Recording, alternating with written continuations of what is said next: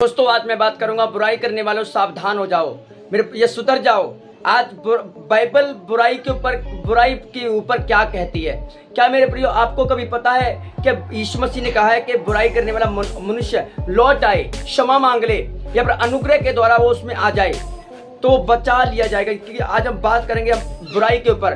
जो लोग बुराइयां करते हैं वो सावधान हो जाएं, सुधर जाएं या चेतावनी के तौर पर एक चीज को मान लें। मैं एक चीज कहना चाहता हूँ, यीशु मसीह बहुत जल्द बादलों पर आने वाला है अपनी महासामर्थ में। जब पढ़ते हैं हम हिजकिय्याह की किताब, पहला पॉइंट मैं बाइबल से बात करूंगा, ये मॉर्निंग प्रेयर है, प्रेयर भी करूंगा और आपको इस चीज बता भी रहा हूँ। ध्यान सुना मेरी बात को। हिजकिय्याह उसका 18 के 21 और 22 में क्या लिखा है? पर यदि दुष्ट अपने सारे पापों में जिसको उसने किए हैं मन फिरा ले और मेरे सब अपराधों को अनुसार जो उसने किए मन फिरा ले तो परमेश्वर उसे एक नया जीवन देगा, एक नई लाइफ देगा। परमेश्वर उसको अधर्म उसने किया उसको मान ले, जो उसने जितने अधर्म उसने किए, जितने पाप किए, अगर वो उनको स्वीकार कर ले, उनको वो मान ले तो ईश्वर उसके गुनाहों को क्षमा कर देगा। इसकी हेडलाइन में दिया गया, ईश्वर चाहता है कि बुरा व्यक्ति सुधर जाए। यदि कोई सच्चे मन से पश्चाताप करता है तो उसके पुराने पाप यदि उसने किए भी हैं तो जाते रहते हैं, मतलब क्षमा हो जाते हैं। मतलब परमेश्वर का पैगाम, इस जो वचन मैंने आपको दिया इसकी हेडलाइन ये बताती है, अगर परमेश्वर चाहे, लिखा है कि ईश्वर चाहता है कि बुरा मनुष्य जिसने बुराई की है वो सुधर जाए और सच्चे मन से पश्चाताप करे और पुराने जीवन को याद नहीं रखे, उसको वो जाता रहेगा। दूसरा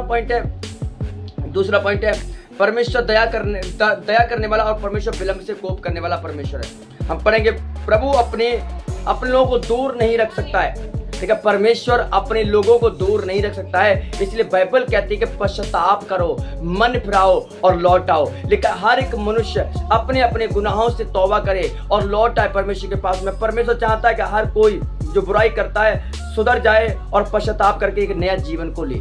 हालेलुया।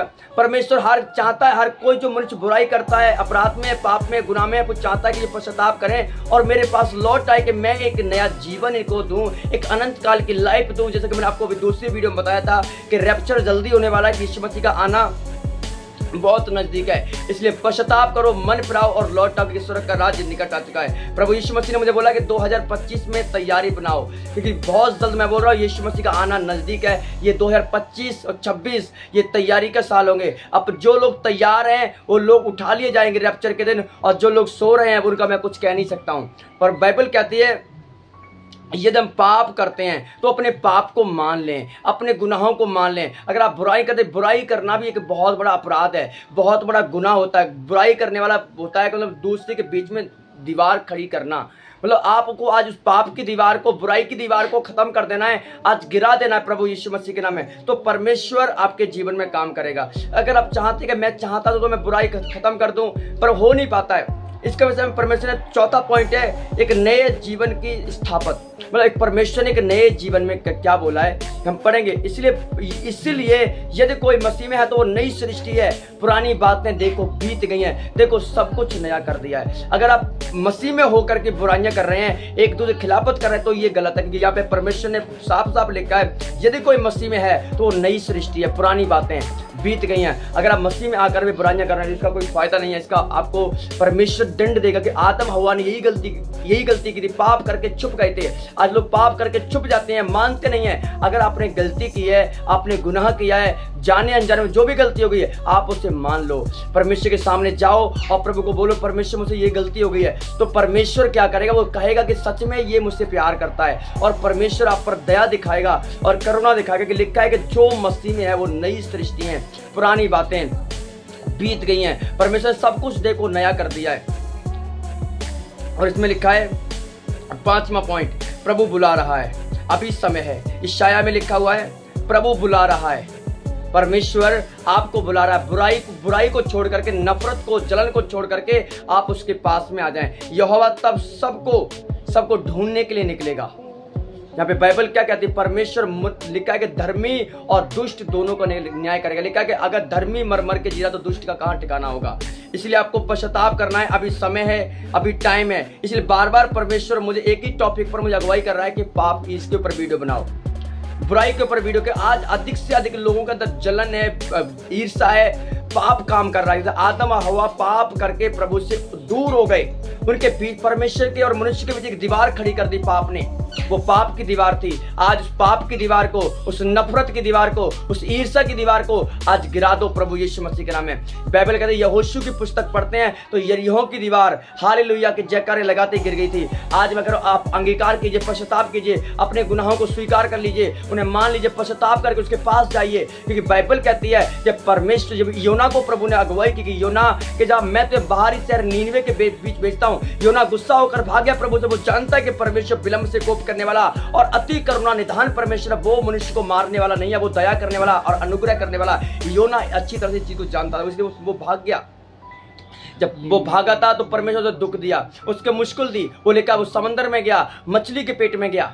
मछली के पेट में जाने के बाद लिखा है कि उसने पश्चाताप किया, प्रार्थना किया, अपनी बात से मुकर गया। वो उसने अपनी बात को मान लिया, उसने स्वीकार कर लिया, हाँ प्रभु मैंने गलती की है, मैं भाग रहा हूं, मैंने तेरी आज्ञा का उल्लंघन किया। बहुत सारे आज्ञा का उल्लंघन करते हैं, इससे मुश्किल का शिकार बनते हैं, प्रॉब्लम्स का शिकार बनते हैं, वो अपने बीच एक दीवार खड़ी कर देते हैं। आज मैं कहता हूं कि जब आप उनको मान लोगे वो दीवार गिर जाएगी प्रभु यीशु मसीह के नाम में, और परमेश्वर आपसे प्रेम करेगा।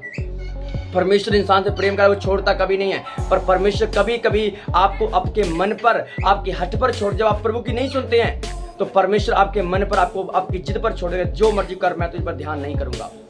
बाइबल जब पढ़ते हैं रोमिया की किताब, रोमिया के 3-4 अध्याय में लिखा हुआ है कि जब मनुष्य ने पाप किया, लिखा है कि परमेश्वर ने उनको उनकी हट पर छोड़ दिया, उनके मन पर छोड़ दिया। जब मूसा की नहीं सुनी लोगों ने, जब परमेश्वर के दास की नहीं सुनी, परमेश्वर ने कहा कि इसको इसकी हट पर छोड़ दो। लिखा है कि परमेश्वर ने उनके मन पर छोड़ दिया, कोई इस पर गौर नहीं किया। और लिखा है वो तड़पते रहे, बिलकते रहे। जब पढ़ते हैं न्यायियों की किताब में आकर, न्यायियों 6 अध्याय में लिखा है, न्यायियों की किताब में आकर लोगों ने दुहाई दी, चिल्लाए, रोए, विलाप किया, तो परमेश्वर ने एक नबी को उनके पास भेज दिया था। परमेश्वर अपने दास के द्वारा कलाम को भेजता है, एक दास के द्वारा, एक भविष्यवक्ता के द्वारा, एक प्रॉफिट के द्वारा, एक पास्टर के द्वारा परमेश्वर अपने कलाम को, अपनी आवाज को उन तक पहुंचाता है। अगर आप समझ नहीं आ रहा तो आप मेरे YouTube चैनल पर जाकर आपको ये बहुत सारी वीडियो मिल जाएंगे, आप देख सकते हैं। अभी समय है, अवसर को बहुमूल्य समझो, दिन बहुत बुरे चल रहे हैं, आपको समझना इन बातों के लिए। मेरे प्रिय, पाप करने वाला, फिर लिखा पढ़ते रोमिया 6:23 लिखा, पाप की मजदूरी मौत है।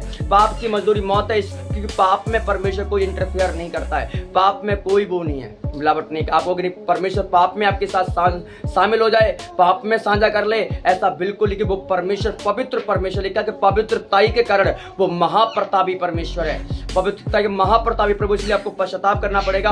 अगर आप चाहते हैं परमेश्वर आपके जीवन में काम करे, आपकी लाइफ में काम करे, तो पश्चाताप कीजिए और लौट आइए इसके पास में। वो एक दया करेगा आप पर और कृपा करेगा और अनुग्रह की दृष्टि आपको दिखाएगा और प्रभु आपके जीवन में काम करेगा। आप सबको जय मसीह की गॉड ब्लेस यू। मैं अपनी छोटी सी प्रार्थना करता हूँ। पवित्र आत्मा जी दया कीजिए, कृपा कीजिए, परमेश्वर को एक नया मन दे, एक नया हृदय दे पिता। पवित्र आत्मा एक नई सृष्टि बन के चले पिता, ये सच्चे मन से तेरी सेवा कर पाए। पवित्र आत्मा इनकी जिंदगी में काम कीजिए, सारे बंधन, सारे श्राप यीशु नासरी के नाम में टूट जाए प्रभु जी। और पवित्र आत्मा आप दया करें पिता, इनको पाप को अंगीकार करने में इनकी मदद, इनकी सहायता कीजिए परमेश्वर, हर चीज में इनकी सहायता कीजिए प्रभु। आप इन पर दया दिखाएं और इन पर कृपा करें प्रभु, इनको शुभ और बरकत दें यीशु के नाम में, आमीन। आप सबको जय मसीह की गॉड ब्लेस यू। मिलते एक छोटे से ब्रेक के बाद।